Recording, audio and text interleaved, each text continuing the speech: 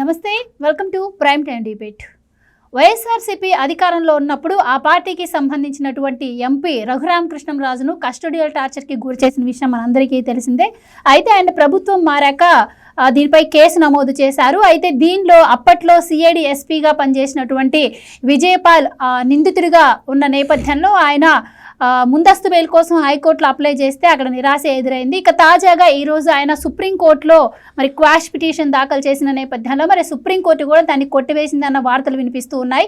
ఒక్క విజయపాల్ మీదనే కాకుండా రఘురామకృష్ణంరాజు గారు, ఇటు సునీల్ మీద కావచ్చు, అలాగే జగన్మోహన్ రెడ్డి గారి మీద, అలాగే ప్రభావతి గారి మీద కూడా కేసు నమోదు చేసినటువంటి విషయం మనందరికీ తెలిసిందే. మరి విజయపాల్ పరిస్థితి, మరి సుప్రీంకోర్టు కేసు కొట్టివేసిన నేపథ్యంలో ఆయన పరిస్థితి ఏంటి, అలాగే మరి కేసు మరి ఇంకెన్ని మలుపులు తిరిగే అవకాశం ఉంది, ఓవరాల్గా ఆంధ్రప్రదేశ్లో మరి సోషల్ మీడియా సైకోల మీద కూడా కేసులు నమోదవుతున్న నేపథ్యంలో చాలామంది మరి క్షమాపణలు, తప్పించుకునే ప్రయత్నాలు, ముందస్తు బెయిల్ కోసం అప్లై చేస్తున్న పరిస్థితి. ఓవరాల్గా ఆంధ్రప్రదేశ్లో ఈ కేసుల పరిస్థితి గురించి ఈరోజు డిబేట్లో చర్చిద్దాం. మనతో పాటు డిబేట్లో పార్టిసిపేట్ చేసేందుకు స్టూడియోలో ఉన్నారు సీనియర్ జర్నలిస్ట్ దుర్గా కుమార్ గారు, అలాగే మరో సీనియర్ పొలిటికల్ అనలిస్ట్ అంకంరావు గారు. నమస్కారం సార్. నమస్కారం మన వీక్షకులకు కూడా నమస్కారం సార్. సార్, దుర్గా కుమార్ గారు, మీరు చెప్పండి.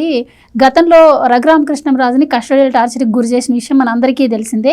అండ్ ఆయన చేసిన నేరం కూడా ఏం లేదు, రాజద్రోహం అని చెప్పేసి ఆయన్ని చిత్రహింసలకు గురి చేశారు. ముఖ్యంగా దీనిపైన ఆయన మొదటి నుంచి ఆరోపిస్తున్నది జగన్మోహన్ రెడ్డి గారి ప్రోద్బలంతో ఇదంతా జరిగిందని చెప్పడం అయితే జరిగింది. ఆ రకంగానే కేసు కూడా పెట్టారు.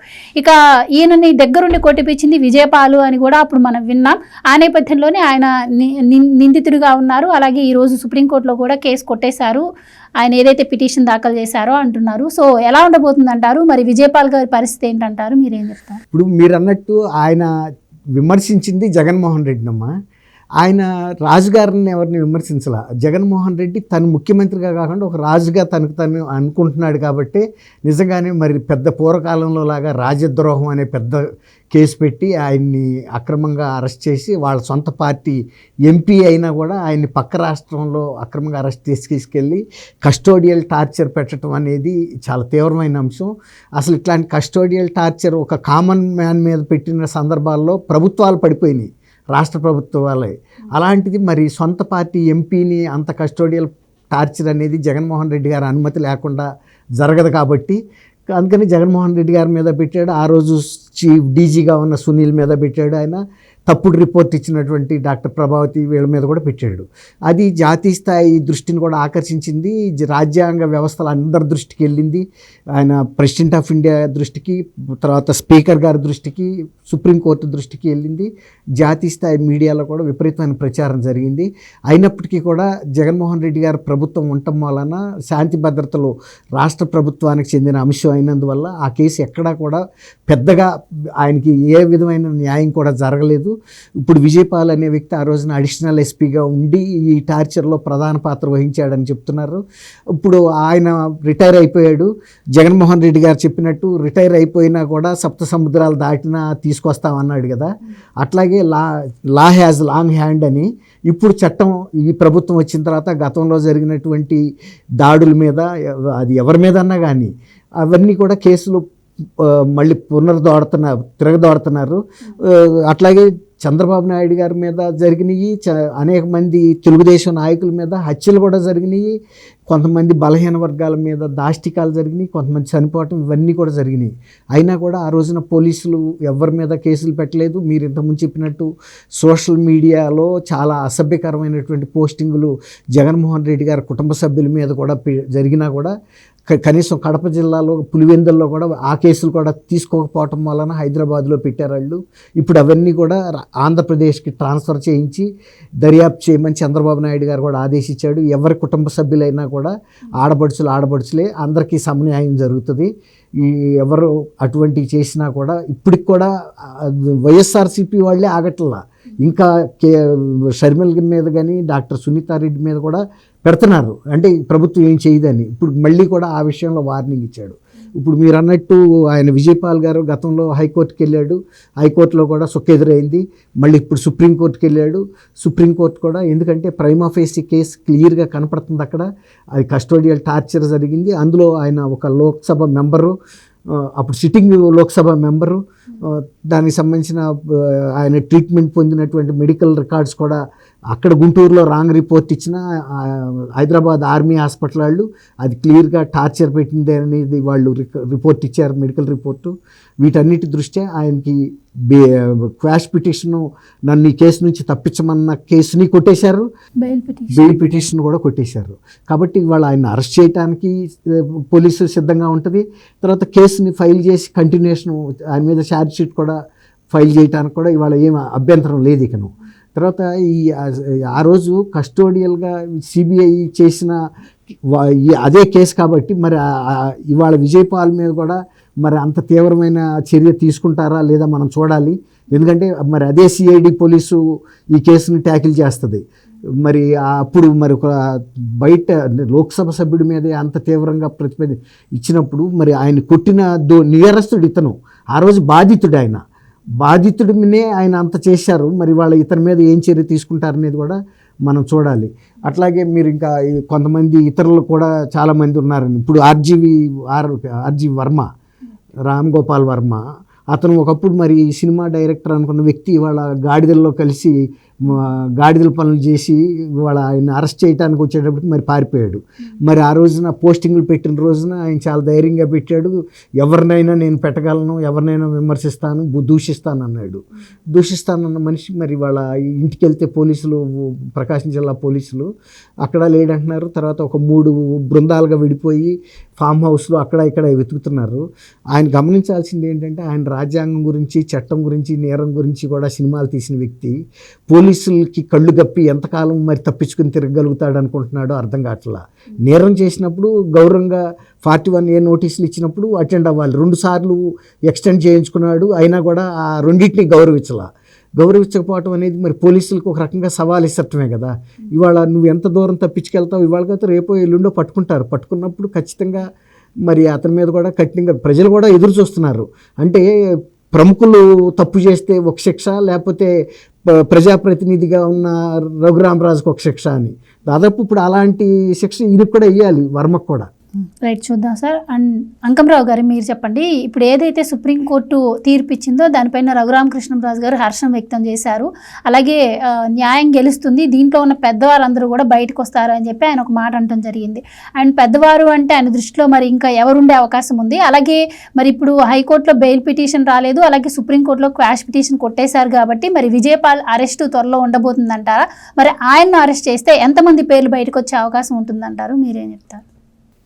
రఘురామకృష్ణరాజు గారు పెద్దవాళ్ళు ఉన్నారంటే అది తాడేపల్లి ప్యాలెస్కి సంబంధించి జగన్మోహన్ రెడ్డి గారు ఆ రోజైతే సజ్జల రామకృష్ణారెడ్డి పర్యవేక్షణ చేసిన సజ్జల రామకృష్ణారెడ్డి వాళ్ళ విషయాలు కూడా బయటకు వస్తాయి అనేది ఆయన అభిప్రాయం. దానికి సహకరించిన పిఎస్ఆర్ ఆంజనేయులు వీళ్ళందరూ ఉన్నారు కదా. వాస్తవంగా చూసుకుంటా ఉంటే ఒక లోక్సభ సభ్యుడిని ఆ విధంగా చేసినప్పుడు అది లోక్సభాపతి దగ్గర కూడా వెళ్ళింది ఆ రోజు. మరి ఆ నివేదికని ఇంతవరకు బహిర్గతం చేయలేదు. ఆయన లోక్సభాపతి దగ్గరికి వెళ్ళిపోయింది, ఏం జరిగింది, ఎట్లా జరిగింది, ఆయన ఒంటి మీద గాయాలు ఉన్నాయా లేవా అనేది. అది ఈరోజు న్యాయస్థానం ముందు ఉంది కాబట్టి విజయపాల్ అక్కడికి వెళ్ళినా కూడా అతనికి వెలుసుబాటు ఇవ్వడానికి నిరాకరించింది న్యాయస్థానం. ఇది గమనించుకోవాల్సిన అంశం. మిలిటరీ హాస్పిటల్ నివేదికలు ఉన్నాయని చెప్పారు. అంటే అది చాలా స్పష్టంగా, అంటే గుంటూరు ప్రభుత్వ వైద్యశాలలో జరిగినటువంటి ఒత్తిళ్ల కారణంగా అక్కడ ఉన్న అధికారిని తప్పుడు నివేదిక ఇచ్చిందని చాలా స్పష్టంగా అయిపోయింది. కాబట్టి ఆ ప్రభావతి గారి మీద చర్యలు తీసుకోవాలి, అలాగే విజయపాల్ మీద చర్యలు తీసుకోవాలి, అప్పుడు ఉన్నటువంటి సునీల్ కుమార్ మీద చర్యలు తీసుకోవాలి. ఇవన్నిటినీ ఇంకొంచెం వేగవంతం జరగాలి. ఒక లోక్సభ సభ్యుడికి జరిగితే ఇంత కాలయాపన అనేది కొంచెం ఇబ్బందికరంగా కూడా ఉంది. ఇంత ఆలస్యం కావటం ఏంటనేది కొంచెం ఇబ్బందికరంగా కూడా ఉంది. మరి త్వరితగతిన దానికి సరైన న్యాయం చేస్తే ఏం జరిగింది ఏందనేది ప్రజలకు కూడా తెలియపరిస్తే, పోనీ వాళ్ళు దోషులు కాదా విడుదల చేసేయండి, దోషులు అయితే తీసుకెళ్ళి లోనబడేయండి, ఈ ప్రజలందరూ కోరుకుంటున్నాడు. అలాంటి వ్యక్తికే జరిగితే మన సామాన్యుడికి ఏంటనే భయం కూడా ప్రజల్లో ఉంది. దాన్ని తొలగించాల్సిన బాధ్యత ఇప్పుడున్నటువంటి ప్రభుత్వం మీద కూడా ఉంది నిస్సందేహంగా.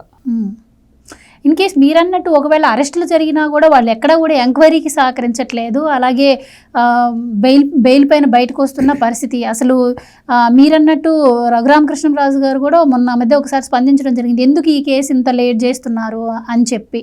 సో మీరేం చెప్తారు మరి, సహకరించట్లేదు, మీది ఎప్పటికీ క్లోజ్ అయ్యే అవకాశం ఉంటుందంటారు? ఎన్నాళ్ళు సహకరించకుండా ఉంటారు? ఇప్పుడు వాళ్ళు విచారణ చేయాలంటే, ఇప్పుడు వాళ్ళని విచారించే అధికారులు పై అధికారులని విచారించాలంటే కింద వాళ్ళకు వాళ్ళు సహకరించట్లేదు. సరైన వ్యక్తిని పెడితే ఎందుకు సహకరించరు? నిస్సందేహంగా సహకరిస్తారు. సహకరించకపోతే వాళ్ళ దగ్గర బలంగా ఉన్నాయి, సీసీ కెమెరాలు కావచ్చు, మా సీసీ ఫుటేజీలకు సంబంధించింది కావచ్చు, అక్కడ జరిగిన విషయాలన్నిటికీ కూడా వాంగ్మూలాలన్నీ ఉన్నాయి. అక్కడ ఉన్నటువంటి కొంతమంది వ్యక్తులు కూడా సహకరించారు కదా. ఆ సహకరించిన వాళ్ళు ఎవరెవరు అనేది అక్కడ ఉన్న ఇంకొక వేరే వ్యక్తులు కూడా చెప్పడం కూడా జరిగింది, ఈ విషయాలన్నీ బయటకు వస్తున్నాయి అంటే. మరి ఇవన్నీ పరిగణలో తీసుకున్న తర్వాత రేపొద్దున వాళ్ళు చెప్పకపోయినా కూడా కనపడతానే ఉన్నాయి కదా ఆధారాలు, దెబ్బలు కనపడుతున్నాయి. ఎవరు కొట్టారు అతన్ని? ఒక లోక్సభ సభ్యుడిని అంత దారుణంగా కొట్టింది ఎవరు? ఆ విషయాలన్నీ కూడా దాంట్లో ఉన్నాయి కదా, పొందుపరిచి ఉన్నాయి కదా. దీనికి ఎవరు సమాధానం చెబుతారు? ఆ రోజు తప్పించుకోవడానికి కుదరదు కదా. ఒకవేళ మాకు గుర్తులేదు, ఇప్పుడు చెబుతున్నట్టుగా నాకు గుర్తులేదు, మర్చిపోయాను, నాకు తెలియదు, ఈ సమాధానాలు చెబితే రేపు అక్కడ కుదరదు. ఒక స్థాయి వరకే దానికి పరిమితి ఉంటుంది. ఆ స్థాయి దాటిన తర్వాత తీసుకోవాల్సిన చర్యలు అనేది చట్టపరంగా వాళ్ళు తీసుకుంటారు. అందులో ఎలాంటి సందేహం కూడా ఏం లేదు. ఆలస్యం కాకుండా కనుక త్వరితగతిన ముందుకు తీసుకెళ్ళగలిగితే, దానికి జరుగుతున్న పరిణామాలు చూసుకుంటా ఉంటే ఇంకా చాలామంది అధికారులు వాళ్ళు సహకరిస్తున్నారనే అభియోగం వినపడుతున్నా కూడా సరైన విధంగా ముందుకు తీసుకెళ్తే మాత్రం అందరి జాతకాలు బయటకు వస్తాయి. అందులో ఎలాంటి సందేహం కూడా ఏం లేదు. ఒక రఘురామకృష్ణరాజు గారి అంశమే కాకుండా ఇప్పుడు జరుగుతున్న పరిణామాలన్నీ ఒకసారి కనుక మనం విశదీకరిస్తే, ఒక్కొక్కరిని ఈరోజు ప్రభుత్వం తరపు నుంచి వాళ్ళు చర్యలు తీసుకునే విధంగా అభియోగాలు మోపడమే కాకుండా ఆధారాలు కూడా చాలా స్పష్టంగా బయటికి తీసుకొస్తున్నారు. కొంచెం ఆలస్యం అయితే వచ్చేమో కానీ ఇది ప్రభుత్వ పరమంగా జరుగుతున్నటువంటి ఆలస్యంగానే ప్రజలు భావిస్తున్నారు అనేది వాస్తవం, ఇందాక నేను చెప్పినట్లు. కాకపోతే ఇక్కడ జరుగుతున్న విషయాలని ఒక అంశాన్ని కనుక మనం పరిగణలో తీసుకుంటా ఉంటే, ఈ ఒక పోలీసు వ్యవస్థలోనే ఇంతమంది మీద అభియోగాలు వస్తూ ఉన్నాయి రాష్ట్ర వ్యాప్తంగా. ఇప్పుడు ముగ్గురు అంటే జత్వానీ గారికి సంబంధించినటువంటి కేసుకు సంబంధించి ముగ్గురు అధికారులను కూడా పక్కన కూర్చోబెట్టడం కూడా జరిగింది కదా. మనంటే ఇట్లాంటి వాళ్ళందరిని కూడా రేపు పొద్దున చెయ్యాలి, బహిర్గతం చేసేసి వాళ్ళు చేసిన తప్పులన్నీ బయట పెట్టాలి అంటే సిబ్బంది కొరత కూడా ఉంది. ఇప్పుడు చంద్రబాబు నాయుడు గారు అదే కోరారు కేంద్రాన్ని, ఐపీఎస్ అధికారుల్ని, ఐఏఎస్ అధికారుల్ని 30-35 మందిని ఇక్కడ మళ్ళీ కేటాయించండి ఆంధ్ర రాష్ట్రానికి.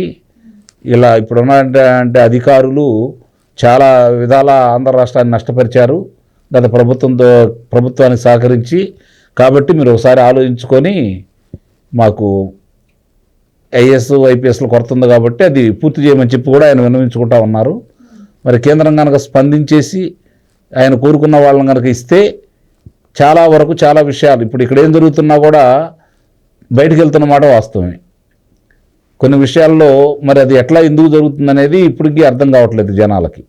లోపం ఎక్కడుంది అంటే అధికారులు సహకరించకపోతే నిస్సందేహంగా అది పరిపాలన చేసే వాళ్ళ యొక్క లోపమే. చేయించుకోవాల్సిన బాధ్యత వీళ్ళ మీద ఉంది. చెయ్యకపోతే దాని మీద చర్యలు తీసుకుంటే అవతలాలు భయపడతారు. ఆ చర్యలు లేనప్పుడే ఇలాంటి ఉదంతాలన్నీ జరుగుతూ ఉంటాయి. కాబట్టి ఇప్పుడు కనపడుతున్న ఆధారాలను బట్టి కొంతమంది అధికారుల మీద కఠినమైన చర్యలు కనుక తీసుకోగలిగితే మిగిలిన విషయాలన్నీ దారిలోకి వచ్చేస్తారు. అందులో ఎలాంటి సందేహం కూడా ఏం లేదు. ఇప్పుడు ఒక్కొక్క అంశానికి వాళ్ళకి తాకీదులు పంపిస్తున్నారు, వివరాలు అడుగుతున్నారు. అంతవరకే పరిమితం కాకుండా ఇంకొంచెం లోతుగా వెళ్ళి విచారణ చేసే సందర్భంలో మీరు అన్నట్టు కొంతమంది అధికారులకి వాళ్ళకి రాజ్యాంగం కొన్ని హక్కులు కల్పించింది, ఐఏఎస్లకి ఐపీఎస్లకి. వాటిని అడ్డం పెట్టుకొని వాళ్ళు నాటకాలు ఆడుతూ ఉన్నారు. ఇవన్నీ కూడా వాళ్ళ దృష్టికి కూడా తీసుకెళ్ళి ఏం జరుగుతుందో ఏంటో, ఇలాంటి వాళ్ళు ఉంటే ఎలా అనేది వివరంగా చెప్పేసి చర్యలు తీసుకునే విధంగా ముందుకెళ్తే బాగుంటుంది అనేది ప్రజలందరూ కోరుకుంటున్నారు. ఒకటి మాత్రం చాలా స్పష్టం, ప్రజల అభిప్రాయం కళ్ళ ముందు కనపడతా ఉంది. చాలా స్పష్టంగా వాళ్ళకు తీర్పు ఇచ్చారు. 164 స్థానాలు ఈ కూటమికి ఇచ్చారు. కాబట్టి ఇప్పుడు ఈ అధికారులు కావచ్చు, రాజకీయ నాయకులు కావచ్చు, వీళ్ళ మీద ఉన్న అభియోగాలని వాళ్ళు ఏదన్నా సింపతి వచ్చిద్దనో, వాళ్ళ మీద రేపు పొద్దున మనం ఏదైనా చర్యలు తీసుకుంటే వ్యతిరేకత వచ్చిద్దనో ఈ కూటమి భావించాల్సిన అవసరం లేదని అయితే నేను భావిస్తున్నాను. Right sir. ఇప్పుడు ఎవరైనా కూడా అరెస్టుల సంగతి తీసి పక్కన పెడితే అరెస్ట్ అయిన వాళ్ళు ఎక్కువ రోజులు జైల్లో కూడా ఉండట్లేదు. బెయిల్, ముందస్తు బెయిల్కి అప్లై చేయడం, లేదంటే బెయిల్ మీద బయటకు వచ్చేస్తున్న పరిస్థితి మనం చూసాం. గనుల శాఖ ఎండి, అప్పట్లో ఎండీగా ఉన్నటువంటి వెంకటరెడ్డి గారు కూడా అన్ని ఆరోపణలు ఎదుర్కొన్న వ్యక్తి కూడా బయటకు రావడం జరిగింది. అండ్ ముఖ్యంగా ఇప్పుడు సోషల్ మీడియా సైకోల గురించి కూడా, ఇప్పుడు ఆర్జీవి గారు అరెస్ట్ చేయడానికి వెళ్తే ఆయన అజ్ఞాతంలోకి వెళ్ళిపోయారు. పోలీసులు అక్కడ ఇంటి ముందు వెయిట్ చేయాల్సి వస్తున్న పరిస్థితి. ఇంకా పోసాని గారి మీద సిఐడిలో ఎప్పుడైతే కేసు నమోదైందో ఆయన వచ్చి క్షమాపణ చెప్పడం, ఈవెన్ శ్రీరెడ్డి గారు, ఇంకా సజ్జల భార్గవ్ గారు అయితే నేను విదేశాల్లో ఉన్నాను, హాజరవ్వలేనని చెప్తున్నారు. ఇలా మరి సహకరించకపోతే ఎలాంటి యాక్షన్ తీసుకోవాలంటారు? వీళ్ళందరి మీద ఎలాంటి యాక్షన్ తీసుకోవాల్సి ఉందంటారు? నేరస్తులు ఎప్పుడు కూడా ఫెయిర్గా వచ్చి పోలీస్ ముందు సరెండర్ అవుతారనో, చట్టాలను గౌరవిస్తారనో మనం అనుకోమ్మా. వాళ్ళు నేరం చేసేటప్పుడే మానసికంగా సిద్ధపడతారు. ఏ విధంగా మనం దీని నుంచి తప్పించుకోవచ్చు, ఎలా జాప్యం చేయొచ్చు ఈ లీగల్ ప్రొసీజర్ని. అదే క్రిమినల్ థింకింగ్. అందుకే వాళ్ళు క్రిమినల్స్ అయిన కారణం. అదే ఫెయిర్గా ఉండేవాళ్ళు అట్లాంటి పని చేయాలంటే కూడా చేయరు. చట్టం తెలుసు, న్యాయం తెలుసు, ఇది రేపు మనకి ఇబ్బంది అనుకున్నాళ్ళు. ఏమీ అవ్వదు. ఇప్పుడు జగన్మోహన్ రెడ్డి గారు అన్నాడు, ఇప్పుడు వివేకానంద గారికి హత్య కేసు గురించి డాక్టర్ సునీత పట్టుబట్టి అన్ని వ్యవస్థల దగ్గరికి వెళ్తున్నప్పుడు ఆయన ఏం మాట్లాడాడు, ఇప్పుడున్న 30 కేసులతోడు ఇంకో కేసు అవుతుంది అన్నాడు. అంటే ఏంటి దాని అర్థం? ఈ 30 కేసులతో నన్ను ఏం చేయగలిగారు, ఇంకో కేసు వస్తే చేసేది ఏంటని. ఇప్పుడు నిండా మునిగినాడికి సలి ఏంటని వీళ్ళు కూడా నేరస్తులు ఏంటంటే మనం చేయాల్సిన నేరం చేశాము. ఇప్పుడు ఆర్జీవి ఉన్నాడు, ఇవాళ సినిమా డైరెక్టర్గా తను ఎవరిని ఇంతకాలం తిట్టినా కూడా ఎవరేం చేయలేకపోయారు. వామపక్షాలకు చెందిన మహిళా నాయకురాళ్ళను కూడా చాలా అసభ్య పదజాలంతో దూషించాడు. అప్పుడు కూడా వాళ్ళు కరెక్ట్గా ఇతని మీద దృష్టి పెట్టలేదు. కాబట్టి ఇదే వ్యవస్థ కొనసాగుతుంది. నన్ను ఎవరు అరెస్ట్ చేయరు, ఊరికే పైకి విమర్శలు చేస్తారు. నేను ఎవరిని ఎటువంటి దూషణకైనా దిగొచ్చు, ఎలాంటి మార్ఫింగ్ అయినా చేయొచ్చు, తర్వాత ఎలాంటి వ్యంగ్య సినిమాలైనా తీయొచ్చు. చంద్రబాబు నాయుడు గారి మీద కానీ లేకపోతే లోకేష్ బాబు మీద కానీ వీళ్ళేం పట్టించుకోరు అనే ఉద్దేశం మీద ఉన్నాడు. కానీ ఇవాళ పరిస్థితి ఇదివరకులాగా నిర్భయంగా తిరిగే పరిస్థితి లేదు కదా. ఇవాళ ఇంటికి పోలీసులు వెళ్ళేటప్పటికి అతనికి అర్థమైపోయింది మూడింది నాకని. అందుకే కదా వెళ్ళి ముందస్తు బెయిల్ కోసం వెళ్ళాడు. పోలీసులను అరెస్ట్ చేయొద్దని ఆదేశించమన్నాడు. మేము ఆదేశించలేమని చెప్పారు. వెళ్ళి నువ్వు ఆ పోలీసులకు సరెండర్ అవ్వమన్నారు. పోలీసులకు సరెండర్ అయితే జగన్మోహన్ రెడ్డి టైంలో రఘురామరాజు గారికి ఏ విధమైన ట్రీట్మెంట్ జరిగిందో చూశాడు. రఘురామరాజు గారు ఈయనంత పరుష పదజాలంతో దూషణలు కూడా చేయలేదు. ఇంకా అంతకన్నా ఎక్కువ దూషణలు చేశారు. కాబట్టి నాకు ఏ పరిస్థితి ఏ పరిమాణంలో ఉంటుందనేది ఒక సినిమా డైరెక్టర్గా ఊహించుకుని ఉంటాడు. ఒక 10 రెట్లు ఉండొచ్చు, అది నేను తట్టుకుంటానా, బతుకుతానా. ఇప్పుడు రాక లగ్జరీగా ఏసీఎల్లో కూర్చుని చేసే విమర్శలు వేరు, పోలీస్ స్టేషన్లోకి వెళ్తే అక్కడ ఉండే ట్రీట్మెంట్ వేరు. ఇప్పుడు గుర్రాల్లో ఉన్నప్పుడు ఆ గౌరవం వేరు. గుర్రం వచ్చి గాడిదల్లో చేరిన తర్వాత గాడిదలకి ఇచ్చే ట్రీట్మెంటే ఇస్తారు, కానీ గుర్రానికి కూడా మళ్ళీ గుర్రం కింద ఇవ్వరు కదా. ఇప్పుడు ఆయన పరిస్థితి ఏంటంటే ఈ మిగిలిన సోషల్ మీడియా నేరస్తులు తప్పించుకుని ఎట్లా పరారులో ఉన్నారు. ఇప్పుడు ఆయన పరిస్థితి కూడా అదే, కలుగులో దూరుతున్నాడు. ఇప్పుడు ఇరాక్ అధ్యక్షుడు ఆయన సద్దాం హుస్సేన్ కింద భూగర్భంలోకి వెళ్ళినా, లేకపోతే ఇంకొక అతను డ్రైనేజ్ పైపులో కూడా దూరాడు. గడాఫీ, జనరల్ గడాఫీ, బాగా చెప్పావమ్మా. ఆ గడాఫీని మురుగు పైపులోంచి కూడా బయటికి లాగి జనం కోడి పిల్లని చంపినట్టు చంపి అవతల పారేశారు. అట్టగే ఇప్పుడు అతనికి కనపడుతుంది ఏంటంటే పోలీస్ స్టేషన్లో ఇప్పుడు ఆయనకి సినిమా కనపడుతుంది. పోలీసులు ఎట్టా తన్ని ట్రీట్మెంట్ చేస్తారు, చాలా జాగ్రత్తగా పెంచిన ఈ శరీరాన్ని చాలా విస్కీతో వైన్తో చాలా విలాసవంతంగా పెంచాను, నా పరిస్థితి ఏమవుద్దన్న భయానికి వాళ్ళ పరారులో ఉన్నాడు. కానీ లా హ్యాజ్ ఎ లాంగ్ హ్యాండ్ అని ఎక్కడున్నా పట్టుకోవటం అయితే తప్పదు, పట్టుకుంటారు. పట్టుకున్నప్పుడు అతను చేసిన దానికి ఎలా ట్రీట్మెంట్ అంటే ఇప్పుడు మీరు అడిగారు సహకరించట్లేదని. పోలీసులకు తెలుసు ఎలా నేరస్తుల్ని దావకు తీసుకురావాలో, వాళ్ళు చేసిన నేరాలను ఎలా చెప్పించాలో కూడా తెలుసు వాళ్ళకి. ఆ ప్రయోగం చేసినప్పుడు ఇతని కన్నా కూడా ఘనమైన వ్యక్తులైనా కూడా కఠినమైన వ్యక్తులైనా వాస్తవాలు కక్కుతారు. అందుకే ఇప్పుడు అతను ఆ పరిస్థితి ఊహించుకునే తప్పించు తిరుగుతున్నాడు. కానీ అది ఎంతో కాలం జరగదు. మీరు అన్నట్టు ఇతర సైబర్ క్రైములు చేసిన వీళ్ళు కూడా సోషల్ పోస్టింగ్ వాళ్ళు తాత్కాలికంగా తప్పించుకోవచ్చు. తర్వాత పోలీసులు ఇళ్ల ముందు పడిగాపులు కాడవచ్చు. ఒక్కసారి చేతికి దొరికిన తర్వాత జనరల్ గడాఫీ అవుతుంది పరిస్థితి. Right sir. ఇప్పుడు రఘురామ కృష్ణరాజు గారి కేసు ఏదైతే ఉందో దీనిపైన ఆరోపణలు ఎదుర్కొంటున్నటువంటి సునీల్ కుమార్ గారు కూడా మధ్య స్పందించడం జరిగింది. ఇది ఎప్పుడో జరిగిన కేసు, ఎప్పుడో కొట్టేశారు కదా, దీన్ని మళ్ళీ ఎట్లా రీఓపెన్ చేస్తారని కావచ్చు. అలాగే ఆయన కులం కార్డు కూడా తీయటం జరిగింది కావాలని చెప్పి, వైసీపీ కులం కార్డు తీసి కావాలని ఆయన్ని టార్గెట్ చేస్తున్నారని చెప్పి మాట్లాడటం జరిగింది. ఇంకా అంబటి రాంబాబు గారు అయితే అసలు అప్పట్లో రఘురామ కృష్ణరాజు గారు నోటికి వచ్చినట్టు మాట్లాడారు. మరి అలాంటప్పుడు చర్యలు తీసుకోకుండా ఎలా ఉండాలి, ఒకప్పుడు రఘురామ కృష్ణరాజు అదే రఘురామ కృష్ణరాజు చంద్రబాబు గారిని తిట్టారు కదా అని చెప్పి ఆయన మాట్లాడటం జరిగింది. సో మీ ఎలా చూడొచ్చు అంటారు? ఇంకా తర్వాత ఇప్పుడు కొట్టేయటం చూస్తుంటే ఇది స్పీడప్ అయ్యే విధంగానే ఉంది. అంటే ఇంతకు ముందులాగా కూడా రఘురామ కృష్ణరాజు గారు ఇప్పుడు మీడియా ముందు స్పందించే అవకాశం కూడా లేదు, ఎందుకంటే ఆయన ఇప్పుడు స్పీకర్ స్థానంలో ఉన్నారు కాబట్టి. మరి తదుపరి యాక్షన్ ఎవరి మీద ఉండే అవకాశం ఉంటుందంటారు? అండ్ దీనిపైన కూడా మరి వాళ్ళు ముందస్తుగా ఏమన్నా ముందస్తు బెయిల్కి వెళ్ళే ఏమన్నా అవకాశం ఉంటుందంటారా? మీరేం చెప్తారు? సునీల్ కుమార్ గారు మాట్లాడినా, అంబటి రాంబాబు గారు మాట్లాడినా మేకపోతు గాంభీర్యాలు ఇవన్నీ. జరిగిన విషయాలన్నీ ప్రపంచానికి అంతా తెలుసు కాబట్టి, జరుగుతున్నాయి కూడా కళ్ళ ముందు కనపడుతున్నాయి కాబట్టి వరుస క్రమంలో మొదలుపెట్టేశారు వీళ్ళు. ఆ మొదలుపెట్టింది ఇట్లానే కొనసాగించాలని చెప్పని ప్రజలు కోరుకుంటున్నారు. కాస్త ఆలస్యమైనా కూడా రాష్ట్రాభివృద్ధి, రాష్ట్రంలో తీసుకురావాల్సినటువంటి పెట్టుబడులు, తీసుకురావాల్సినటువంటి సంస్థలు, వాటి మీద దృష్టి, మౌలిక వసతులు, ప్రస్తుతానికైతే రోడ్లు బాగు చేసే కార్యక్రమం చేపట్టారు. మరి అలాగే ఈరోజు పంచాయతీలకి మళ్ళీ 800 కోట్ల రూపాయలు నిధులు విడుదల చేయడం కూడా జరిగింది. అలాగే రైతులకు బకాయిలు చెల్లిస్తున్నారు. ఒకేపైన విద్యార్థులకు సంబంధించిన బకాయిలను కూడా చెల్లించే కార్యక్రమంలో అది కొండంతై కూర్చుందా ఉంది. ఇవన్నీ కూడా సరి చేసుకుంటూ వెళ్తూ పరిశ్రమలు తీసుకొస్తూ రాష్ట్ర అభివృద్ధి గురించి ముందుకెళ్తుంది ఈ ప్రభుత్వం. ఇలాంటి విషయాల్లో కొంచెం అంటే వాళ్ళకున్న, ఇందాక చెప్పాను, వాళ్ళకున్న వెలుసుబాటును అడ్డం పెట్టుకుని వాళ్ళు మాట్లాడుతూ ఉన్నారు. అంటే ఒక ఐఏఎస్ కావచ్చు, ఐపీఎస్ కావచ్చు, వాళ్ళ మీద చర్యలు తీసుకోవాలంటే మిగిలిన వాళ్ళలాగా తీసుకునే అవకాశం లేదు. అది వాళ్ళకి ఇచ్చినటువంటి వెలుసుబాటు. దాన్ని గత ప్రభుత్వంలో పెద్దలందరూ కలిసి వాళ్ళు ఎలా ఉపయోగించుకున్నారో వీళ్ళకి అర్థం కాని విషయం ఏంటంటే 2004 నుంచి 2009 వరకు వాళ్ళ నాయన హయాంలో, జగన్మోహన్ రెడ్డి గారి తండ్రి రాజశేఖర రెడ్డి గారి హయాంలో ఎంతమంది అధికారులు ఆ రోజు ఈ అభియోగాలు ఎదుర్కొని కారాగార వాసం చేశారో తెలిసిన తర్వాత కూడా తండ్రి మించిన తనయుడయ్యాడు కాబట్టి అతనికి మించిన పనులు చేసుకుంటూ వాళ్ళని ఈ విధంగా ప్రలోభ పెట్టేసి ఇష్టారాజ్యంగా వాడుకున్నాడు. వాళ్ళైతే కుంభకోణాల్లో ఉన్నారు, ఈరే అరాచకంలో పాల్పంచుకుంటున్నారు. వీళ్ళు వాళ్ళు చేసిన అరాచకాలకి ఒక్కోటి ఈరోజు విరుగు చూస్తున్నాయి కాబట్టి అవన్నీ బహిర్గతం అవుతున్నాయి కాబట్టి మన కళ్ళ ముందు కనపడుతున్నాయి కాబట్టి వాళ్ళు సమాధానాలు చెప్పుకోలేక ఎదురుదాడులు చేస్తున్నారు. వాళ్ళు ఏంటంటే ఇదే చట్టం, వీళ్ళు కొంచెం ఆలస్యంగా స్పందిస్తున్నారు కాబట్టి.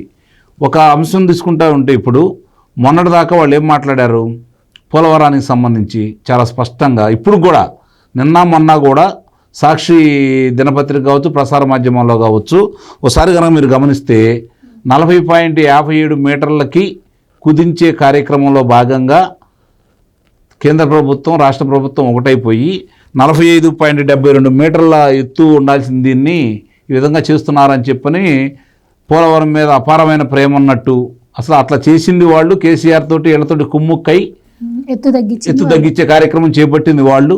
మళ్ళీ ఈ కూటమి ప్రభుత్వం అధికారంలోకి వచ్చిన తర్వాత చంద్రబాబు నాయుడు గారు దాని మీద చర్యలు తీసుకొని బహుళార్థక ప్రాజెక్టుగా ఉండాలి అంటే దాన్ని 45.72 మీటర్లు ఉండాల్సిందే, దానికి సంబంధించినటువంటి అనుమతులు కూడా తెచ్చుకున్నారు. వీళ్ళకి అర్థం కాని విషయం ఏంటంటే ఇప్పటికే మొదటి దశ పనులు పూర్తి చేయడానికి కేంద్రం అనుమతితోటి 2,000 కోట్ల రూపాయలు కూడా విడుదల చేయడం కూడా జరిగింది. మొదటి దశ 2026 నాటికి పూర్తి చేయడం కోసం 12,700 కోట్ల రూపాయలు కూడా వాళ్ళు అనుమతులు మంజూరు చేశారు. అది కేంద్ర మంత్రివర్గం తీర్మానంలో కూడా చాలా స్పష్టంగా చెప్పడం జరిగింది. ఆ నిధులు కూడా వచ్చి పనులు జరుగుతూ ఉన్నాయి. అంటే ఇలాంటి కార్యక్రమాలు, విధ్వంస కార్యక్రమాలు వాళ్ళు చేసుకుంటూ వస్తున్నారు. అట్లాగే ఈ పీపీఎల్కి సంబంధించి ఇందాక చెప్పినట్టు ఆ ఒప్పందాలను రద్దు చేసుకొని ఈరోజు ఆ భారం ఎన్నో లక్షల కోట్ల రూపాయలు ఈరోజు ప్రజల మీద భారం మోపారు. ఇవి అంశాలు కూడా ఈరోజు ఒక్కోటి బహిర్గతమై ప్రజల ముందుకు వస్తూ ఉన్నాయి. ఇవి చాలదన్నట్టు ఇప్పుడు వాళ్ళ బాబాయ్ గారి హత్యకు సంబంధించి, వివేకానంద రెడ్డి గారి హత్యకు సంబంధించి విషయాలు కూడా ఇప్పుడు కొంచెం కదలిక మొదలైంది. ఆ కదలిక అంతిమంగా ఎవరి దగ్గరికి వెళ్తాయి అనేది మనం ప్రత్యేకంగా చెప్పాల్సిన అవసరం లేదు, అందరికీ తెలుస్తుంది. పులివెందల్లో ఏ చిన్నపిల్లవాడిని అడిగినా కూడా చెబుతారు. ఈరోజు ఆ విషయాలు కూడా వస్తుంటే ఉక్కిరిబిక్కిరి అయిపోతూ ఉన్నారు. నిన్న జరిగినటువంటి ఆదాని విషయం వచ్చేసరికి ఆయన ఇక్కడ కనీసం వాళ్ళ శాసనసభ్యుడిని నిలబెట్టి ఆయనకి ఓటు కూడా వేయకుండానే పారిపోయాడు బెంగళూరు.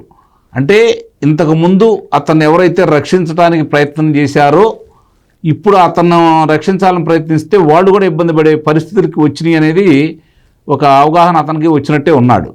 మరి ఈరోజు ఎవరైతే అతను అండదండలుగా ఉన్నారో వాళ్ళకి కనువిప్పు కలిగి రాష్ట్రం దేశం యొక్క పరువుల గురించి దృష్టిలో పెట్టుకొని ఇలాంటి వాళ్ళు రాజకీయాల్లో ఉంటే రాష్ట్రానికి ఎంత అన్యాయం జరిగిద్దో స్పష్టంగా 5 సంవత్సరాలు ఆంధ్ర రాష్ట్రంలో కళ్ళ ముందు కనపడింది. కాబట్టి దాన్ని దృష్టిలో పెట్టుకొని ఇప్పుడున్నటువంటి ఈ కూటమి వాళ్ళు వీళ్ళకి వచ్చింది చాలా మంచి అవకాశం.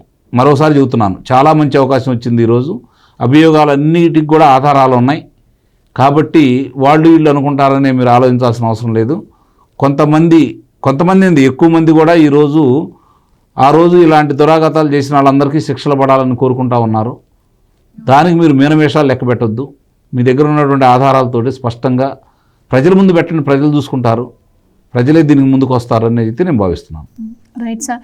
ఈ జగన్మోహన్ రెడ్డి గారి 5 ఏళ్లలో ముఖ్యంగా ఒక రఘురామకృష్ణరాజు గారి కేసునే కాకుండా మిగతా అన్ని కేసుల్లో కూడా చట్టాన్ని కాపాడాల్సిన పోలీసులు చట్టాన్ని బ్రేక్ చేసిన పరిస్థితులు మనం చూస్తున్నాం. అండ్ ఈ కేసులో కూడా సిఐడి అధికారులు కావచ్చు, అలాగే ఐఏఎస్లు ఇలా చాలామంది పాత్ర ఉంది. సో ఇప్పుడు నిజాలు నిరూపించి ఇలాంటి వాళ్ళ మీద కఠినమైన చర్యలు తీసుకుంటేనే ముందు వాళ్ళకి ఒక గుణపాఠం లాగా ఉంటుంది అని చెప్పి కూడా ప్రజలు కోరుకుంటున్న పరిస్థితి.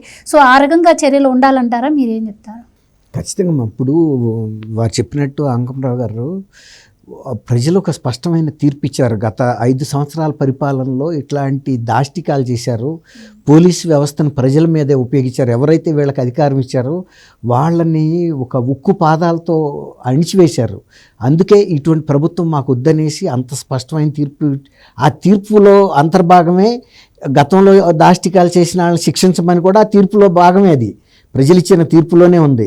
కాబట్టి ప్రజలు కూడా వాళ్ళు ఎదురు చూస్తుంది ఏంటంటే ఈ ప్రభుత్వం గతంలో చేసినటువంటి దాష్టికాలు, అధికార దుర్వినియోగం చేసిన వ్యక్తుల్ని, అధికారుల్ని, అందరినీ, ప్రజాప్రతినిధుల్ని, తర్వాత అవినీతి చేసినటువంటి ప్రజాప్రతినిధుల్ని, ప్రజాధనాన్ని దుర్వినియోగం చేసినటువంటి మంత్రులు, ముఖ్యమంత్రులు, వీళ్ళందరినీ కూడా చట్టం ముందు నిలబెట్టి తగిన శిక్ష వేయాలని.